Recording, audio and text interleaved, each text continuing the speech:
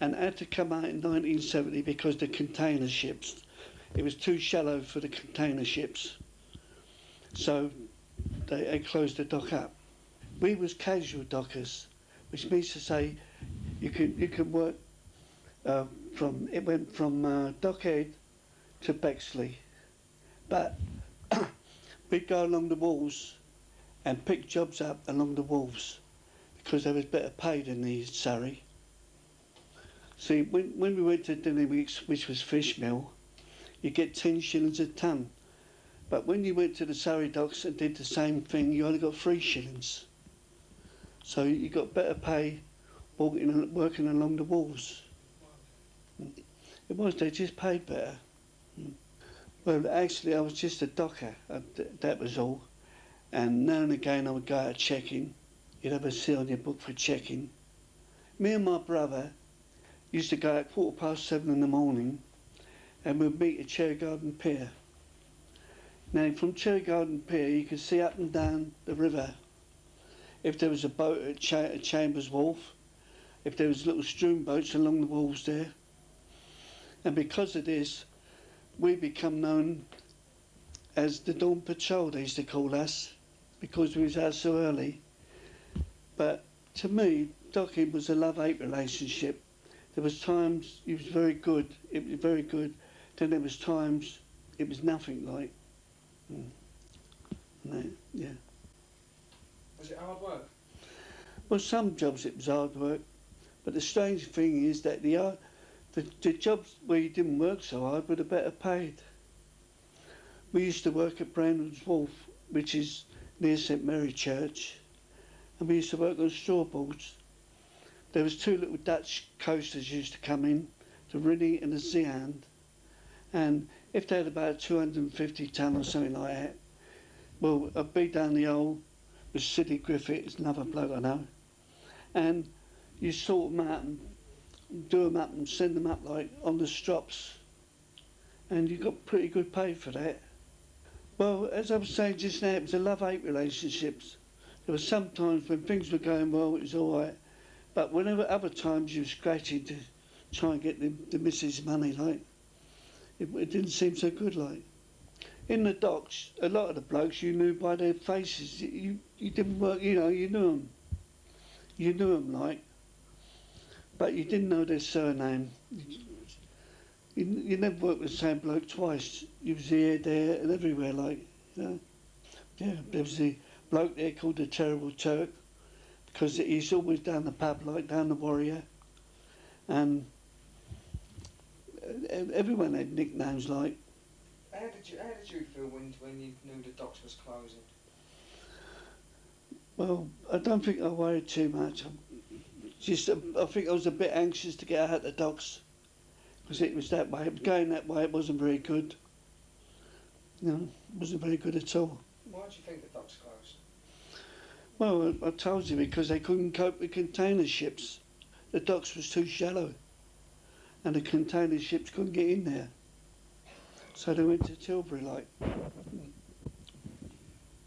Who do you think was to blame? Well, I don't think it was anyone to blame, really. It's just it happened. If it wasn't for containers, the docks would still be open. Did you have to make a lot of changes once you was no longer a docker? No, not really. Did you? No. Did you find work easy after the docks? Well, it wasn't really hard. It wasn't really hard, like. What jobs did you go into? Well, I went into a place called Cripps' at Dockhead, and it wasn't too bad, like, you know. Was you ever as happy in other jobs? Was you ever as happy in other jobs than you was in the docks? Well, I don't think it bothered me really, because I was that stage. I was that stage where it didn't bother me, like. Yeah. Yeah. What about the men you worked with after the docks? Did you have that same sort of sense of comradeship? Well, not really. Not really. I mean, I'm afraid I'm not as good at this. No, it's all right. It's all right. Did you ever miss working in the docks? No, I don't suppose so. No? No. It's funny that you don't miss it, but you know, you love writing about it. Yeah, well, as I said, it's a love-hate relationship.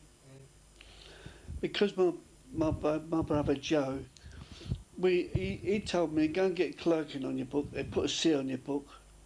They put a C on your book for checking. Well, sometimes when you was continuity, like you was on a ship continuity, you couldn't leave that job until the ship had finished or that hole had finished. You was continuity. Well, because we had this C on the book, you'd go up and make out you was seaman, make out you was sort of unfit for work, and they give your book back.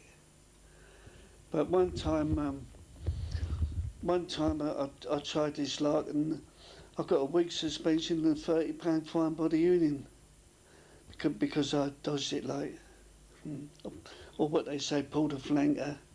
Yeah. I was supposed to be shipside at Orseferry Wharf, and our own job come in with 250 ton of straw boards, which paid well. But I went to the gang and I said, look, I'm a seaman. He gave me a book back, and I went on our call, and I was spotted, wasn't I? Someone reported me. Of course I got done for it, didn't I? Yeah. We had some larks. We had one job we used to go to, Dinnerwicks, down by Bellamy's. We was working there, and there was one bloke there, they called him Bootsy because he wore old army boots, and he said he wasn't feeling well. Well, I had some Bob Martins on me because I had a dog. My brother put one in his tea, and he felt well afterwards. He said, I feel a lot better. Yeah. That's the things we used to get up to, like, yeah. I tell you what, but since we've been doing this survey, I've heard of instances where men, after they've had to leave the docks redundancy, they couldn't sort of handle life outside of the docks and ended up committing suicide. No, you're joking. Yeah. We've come across 5 cases so far. Have you really? Yeah. Oh. Unbelievable. You've not heard of none of that. What was you always lived in this area? Well, I lived at Dockhead most of my life. And we moved out of Dockhead, like, and I go round Dockhead now, I get lost. It's changed so much. You go and try to find your way about it. You've had it. Yeah. What was the community spirit like in them days? With the doctors working? Oh, that was all right. Yeah, it was all right, like. Wasn't too bad. Do you think it's the same now? No. What do you think of the new developments in the docks down? Terrible. It's a nightmare when you go in the docks. You can't believe it. Seeing all these houses around there. It's absolutely unbelievable. You think it's for the better, or? Well, it's not for me the better. No. But you were saying that a friend of yours doing the history of the Island dock. Well, it wasn't a friend. I went to a talk up Time and Talents, and it was someone. I think he's connected to the Museum of Docklands. He's given a talk on when it was whaling. Yeah. Dock. And then after that, someone had done a talk who was part of the archaeologists who done the dig to sort of dig down to it. They found all whale bones and things like that. Yeah. That was quite interesting. Because Mrs. Island had trees put round the dock, and then there was a big storm and a lot of the ships were sunk in the Thames, but nothing. It was very slight damage in the Island dock. It has shelters, wasn't it? And they found some of the old. They dug down and found some of the old trees, like where they'd been cut down and sort of left all their roots were still there. So that was. That's more or less it, Tom. Is there anything you'd like to add? No, not really. No. Okay. I'm sorry if I wasted your time. No. It's only you answered all the questions. That's good. That's all we want. Because where we've got, like, say, 15 hours of interviews, It's all got to come down to a 30-40 minute documentary. Someone talks for an hour and a half, they might be interesting, but we can't use it all. We just get a couple of shots of your books and picture your book here, and No, of course you can, yeah. I don't know how best to do this. Okay, step back a bit.